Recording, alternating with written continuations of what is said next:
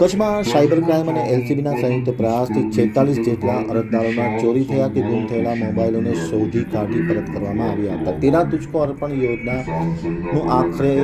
સુંદર અને સારું ફળ મળવા પામ્યું છે।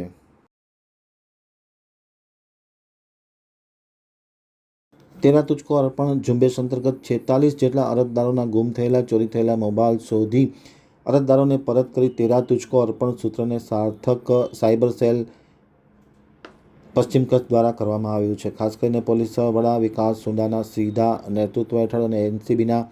પોલીસ ઇન્સ્પેક્ટર જેઠી અને સાયબર ક્રાઇમના પશ્ચિમ કચ્છના માર્ગદર્શન હેઠળ સાયબર સેલની ટીમ દ્વારા તેરા તુજકો અર્પણ યોજના હેઠળ અલગ અલગ પ્રકારના જે મોબાઈલો ચોરી થયા હતા કે ગુમ થયા હતા તે અંગે વર્કઆઉટ કરી અને આખરે 46 જેટલા મોબાઈલો જે ચોરી થયા હતા અને ગુમ થયા હતા તે મૂળ માલિકને પરત કરી અને તેરા તુજકો અર્પણ જે યોજના છે